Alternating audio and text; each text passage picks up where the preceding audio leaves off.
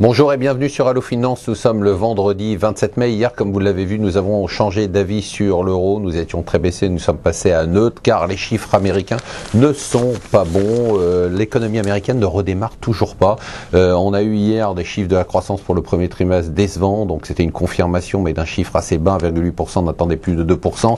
Surtout, les allocations chômage continuent à progresser. Il n'y a pas vraiment de rebond. C'est mou tout ça.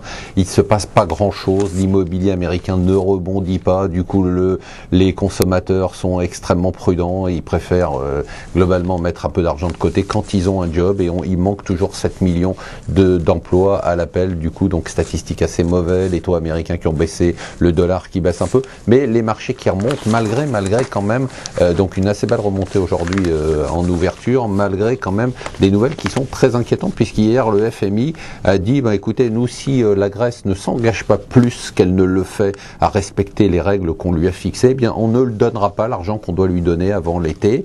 Et du coup, même l'Union européenne a dit la même chose. Elle dit tant pis, s'ils veulent pas faire d'efforts, eh ben nous on n'en fera pas. Alors on parlait d'immobilier américain, qui est la source principale peut-être de problèmes aux États-Unis avec le chômage.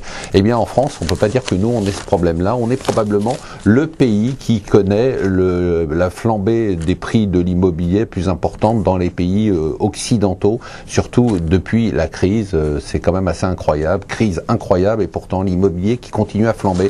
On parle encore toujours de bulle possible, mais la bulle on la voit pas, dans le sens où pour l'instant les prix continuent à progresser. Alors on a quand même la plus forte progression trimestrielle, c'est 20% de hausse de prix au premier trimestre par rapport à l'année dernière à Paris, 8%, 9% sur la France, c'est-à-dire qu'on est bien évidemment, vous le savez, au-dessus de 8 000 € le mètre carré à Paris. Tout ça flambe de façon incroyable. Alors conséquence quand même qui devrait ralentir la hausse des prix, voire la freiner, voire éventuellement provoquer une baisse des prix, c'est que cette hausse de prix provoque une chute du nombre de transactions. C'est normal, compte tenu des prix, il y a beaucoup moins d'acheteurs qui ont la possibilité d'acheter, et donc les transactions baissent. Donc à noter, tout ça continue, c'est les statistiques de la Chambre des notaires.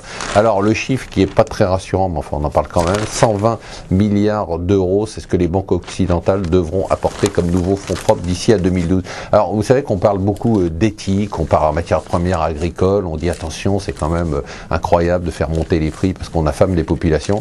Et puis on a quand même des articles comme celui-là, c'est-à-dire des articles où on nous dit dans le conseil patrimoniaux, les matières premières agricoles, une bonne manière de diversifier vos actifs. Voilà, je pense qu'il faut quand même oser, et bien certains ont osé le faire. Alors intéressant, alors on n'est pas encore à la Grèce, mais il y a aujourd'hui des contrats d'assurance, bien évidemment, comme sur tous les pays, pour une éventuelle faillite des États-Unis. Eh bien, figurez-vous que le prix de cette assurance a monté. Alors pour l'instant, il est de 50 points de base, ce qui n'est pas grand-chose. On rappelle que pour la Grèce, il est de 1300 points de base, donc on est très loin d'une crise. Mais il a presque doublé en quelques semaines, et surtout le volume des CDS, donc de cette prime d'assurance sur la faillite des États-Unis, a doublé lui aussi. Alors là, intéressant dans les Échos, c'est le classement des niches fiscales. On ne sait pas assez, il y a encore plein de niches fiscales, il y en a une quarantaine voire plus, en tout cas les premières. Ils ont donné les 20 premières niches fiscales, il y en a des centaines pardon, et ils donnent simplement les niches fiscales qui coûtent le plus d'argent à l'État. Alors je vous cite le palmarès: TVA pour les travaux de rénovation, crédit d'impôt recherche, prime pour l'emploi, et bien sûr la TVA pour la restauration qui n'a servi à rien. Google avait déjà un monopole sur les moteurs de recherche, bientôt il y aura peut-être un monopole sur le paiement mobile. Il va lancer le Google Wallet, on va pouvoir payer avec son mobile. Pour l'instant, c'est à New York qu'on pourra payer avec son mobile. Voilà, restez avec nous sur Allo Finance.